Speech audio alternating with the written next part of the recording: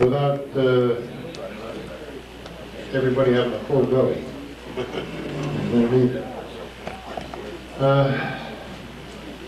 All of you have a dinner ticket. It has a number on the side of it.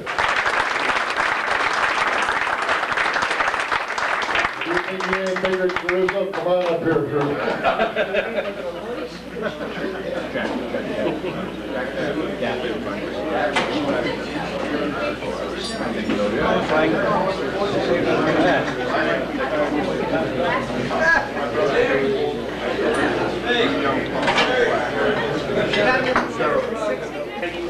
While they were in uniform and on patrol on Fordham Road and University Avenue in the Bronx, they observed a gypsy cab with a male in the back that was leaning over towards the driver. They suspected that this male might have been trying to hold up the driver, so they put their turret lights on and pulled the cab over.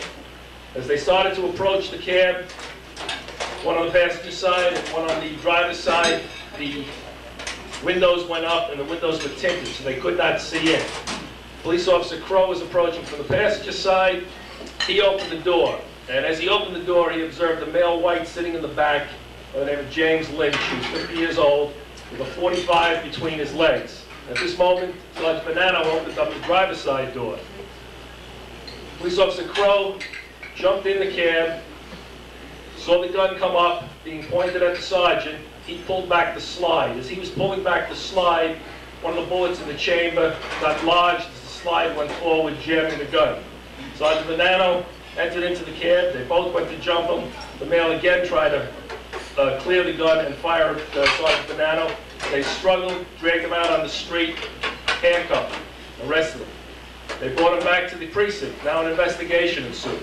When they got him back to the precinct, he had property on him that belonged to a female, and some other articles of jewelry that belonged to females.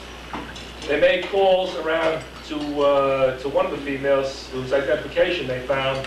She stated she had been robbed 2 hours earlier in Manhattan. They notified robbery detectives in Manhattan, who stated, hold on a minute, I think we've been looking for this guy for about 6 months. We have a pattern of about 70 robberies in Manhattan. They came up.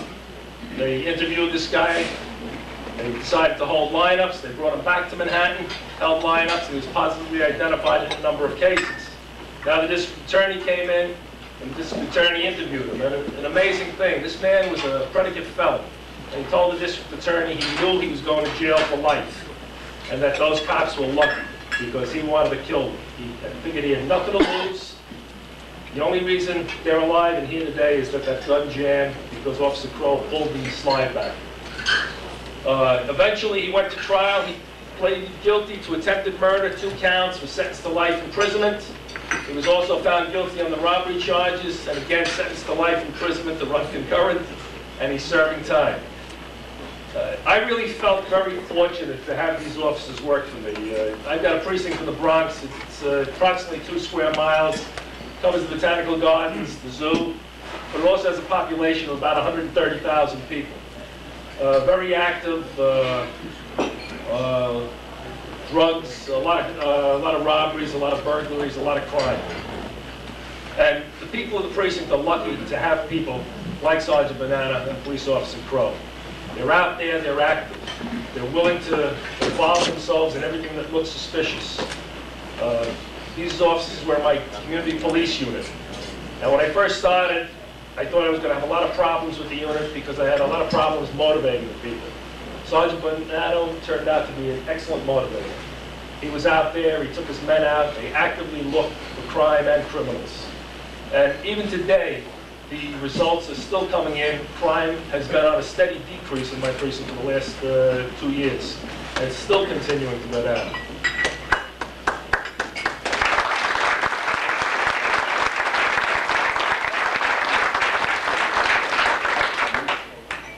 Officers like this, in my place, this is done almost every day.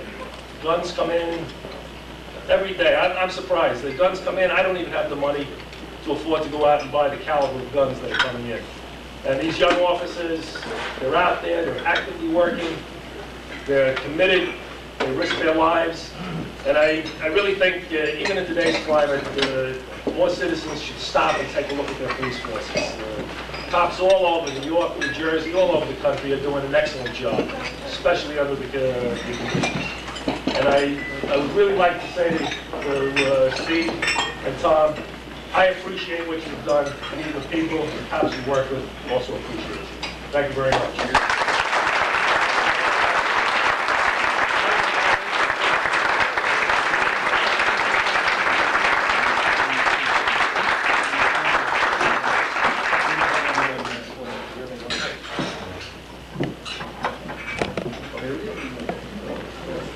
Okay, I'd like to read this award from the Detectives Crime Clinic. This is Policeman of the Month awarded to Sergeant Steve Bonanno, Sergeant of the 52nd Precinct Police Department, New York City, for your ability, courage, and understanding, which have won the respect, confidence, and admiration of your colleagues in the law enforcement profession. Signed, Vincent Tabasco, and Robert Basso.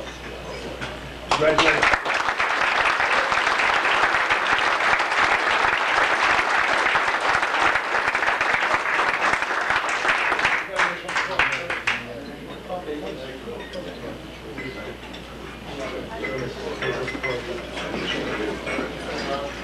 Okay, and the second award from the Texas Crime Clinic goes to Police Officer Thomas Crow, 52nd Precinct, for your ability and courage and understanding, which have won the respect, confidence, and admiration of your colleagues in the law enforcement profession. Congratulations, Police Officer.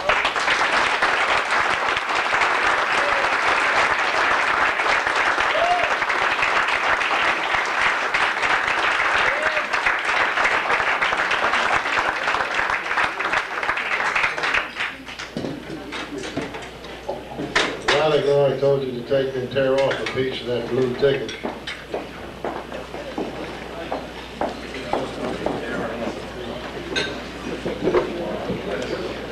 Underneath this dais up here, there's a couple of jugs. They came out of Hoboken. They were done by midnight last night. They started them at 4 o'clock in the afternoon. I don't know whether they take paint off the fenders or what, but we're going to wrap them off.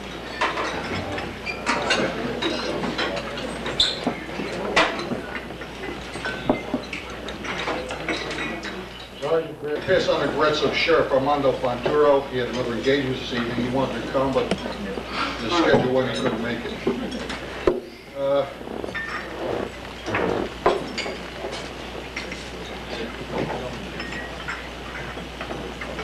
It's not very often that bosses get a chance to keep accolades on their men. Usually we're on the other side of disciplinarians.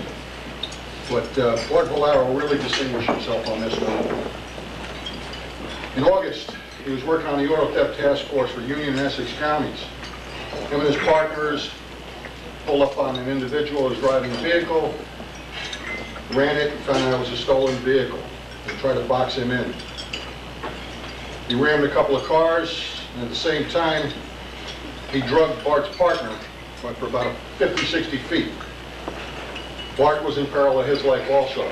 He drew his weapon, and he fired at the individual, and he did wound him, which in turn saved his partner's life. His partner was able to jump off the car and being dragged to death. Bart's relatively new to the police profession. He's a very aggressive individual, and I think one day he's going to make a very, very fine, a finer officer than he is now. Bart?